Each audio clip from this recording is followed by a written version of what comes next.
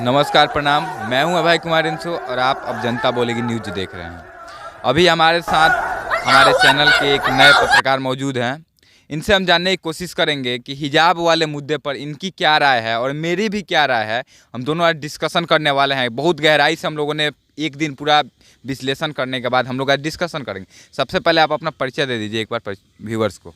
सबसे पहले अभय जी आपका धन्यवाद और आप जनता बोलेगी चैनल में आप सभी दर्शकों का हार्दिक अभिनंदन एवं स्वागत है। मेरा नाम संजीव कुमार सिंह है।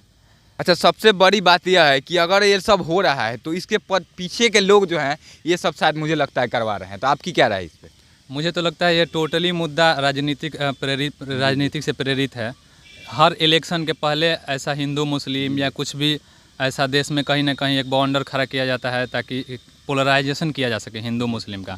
कोई एक पार्टी इसका फ़ायदा उठाना चाहती है ताकि वो विजयी हो सके इलेक्शन में।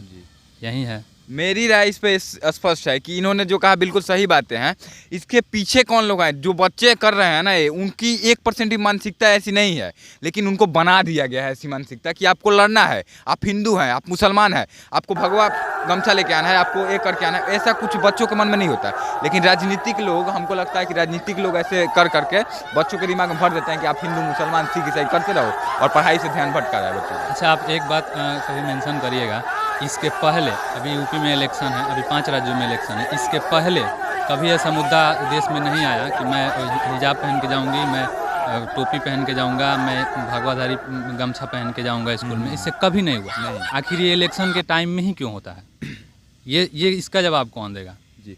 और अगला सवाल की तरफ बढ़ते हैं हम, अगले सवाल की तरफ कि कर्नाटक में जो यह रूल लाया गया है 1983 में, जो गवर्नमेंट लाया था कर्नाटक की, हमको जब लगेगा कि हम अपने कानून में नया चेंज कर सकते हैं तो कर सकते हैं। तो सरकार अपनी जगह पे सही है, हालांकि कुछ लोग पीछे से जो इसमें दबाव डाल कर बच्चों से करवा रहे हैं वो शायद गलत हो सकते हैं। देखिए, इस पे थोड़ा सा हम लोग पीछे चलेंगे संविधान की तरफ। हमारा संविधान पंथ निरपेक्ष है, धर्मनिरपेक्ष है, तो इसमें सबको आज़ादी है। लेकिन क्या होता है कि जब आप स्कूल में जाइएगा तो एक स्कूल का भी अपना रूल होता है। आप किसी धर्म विशेष का सिंबल लेके नहीं जा सकते हैं। तो इसमें क्या दिक्कत हो रही है अब नहीं समझ में आ रहा है। इसमें स्कूल में आप बाहर जाइए, मार्केट में जाइए, हिजाब पहनिए, कुछ भी करिए, कोई रोकने टोकने वाला नहीं है। स्कूल में जब आप जाते हो तो दूसरे धर्म विशेष के लोग भी तो कहेंगे कि मैं ये करके आऊँगा, मैं ये करके आऊँगा। तो फिर यूनिफॉर्म रहा क्या? यूनिफॉर्म बनाने का सबसे बड़ा मतलब जो बनाया गया था पहली बार, तो मतलब सबसे बड़ा जानते हैं क्या था? कि बच्चों के अंदर यह घृणा पैदा ना हो कि हम गरीब हैं, हम अमीर हैं, हम हिंदू हैं।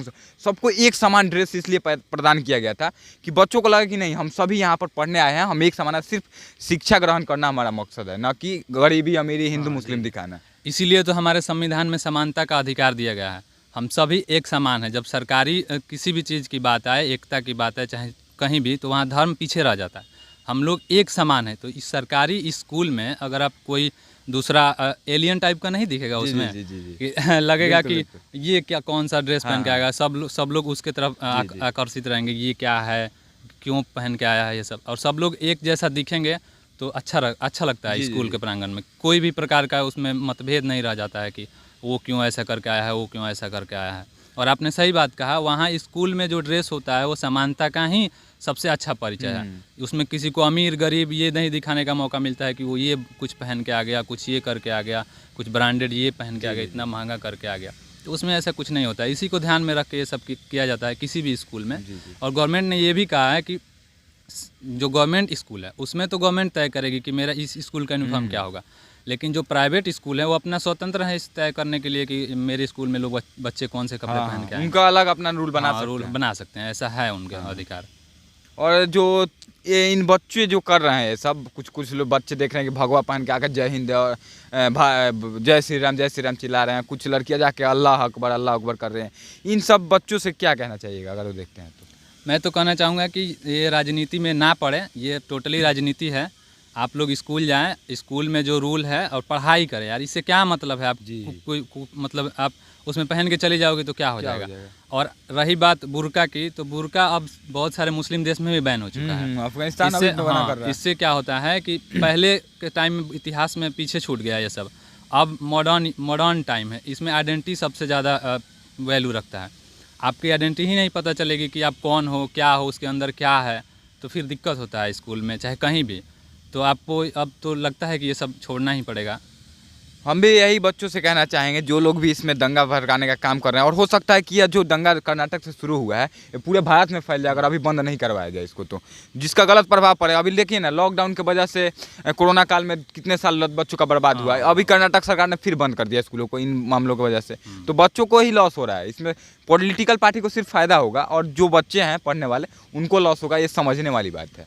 ये टोटल मतलब वोट का केंद्रीयकरण जी, है जी। कि मुस्लिम वोट इधर हो जाए और हिंदू वोट उधर हो जाए। इसमें मैं समझता हूँ कि स्टूडेंट को नहीं पढ़ना चाहिए था, ये गलत है। आप लोग बुर्का का विरोध हो रहा है, वो तो सरकारी रूल है, जो कोर्ट फैसला देगा वो तो होबे करेगा। मुझे लगता है कि स्कूल में ऐसा नहीं करना चाहिए। आप बुर्का पहन के ना जाएं, कोई तिलक लगा के ना जाए, कोई वो उसको क्या बोलते हैं भगवाधारी गमछा पहन के ना जाए, ये गलत है। जो स्कूल का रूल है उस पे जाना चाहिए आपको, और पढ़ाई पे फोकस आप लोग यूनिफॉर्म पहन के जाएं, स्कूल में शांति बनाए रखें। ये सब राजनीति है और कुछ नहीं है। तो वीडियो के बारे में आपकी क्या राय है, हम दोनों की सोच जो है आपको कैसी लगी, हमारी बातें कैसी लगी और कितनी सच्चाई है आप कमेंट में ज़रूर लिखिएगा। अगर हमारे चैनल पर पहली बार आए तो सब्सक्राइब कर लीजिएगा, वीडियो अच्छी लगे तो शेयर ज़रूर करिएगा। और मिलेंगे आपसे अगले वीडियो में, हमारे साथ मिलकर काम करेंगे। संजीव, आपको कैसा लग रहा है हमारे चैनल में काम करके? अच्छा, बहुत बहुत धन्यवाद अभय जी, और बहुत अच्छा लग रहा है। और ये सब मुद्दे जो देश के हैं, जी, इस पे हम लोग बात नहीं करेंगे तो कौन करेगा? ये नेता तो उनका काम ही है वोट लेना, तो वोट के लिए सिर्फ एकदम करेंगे ये सब। अब हम लोगों को समझना होगा कि हम लोग क्या चाह रहे हैं जी। तो इस पे चर्चा होती रहेगी आगे भी। बहुत बहुत धन्यवाद हमसे जुड़ने के लिए। Thank you.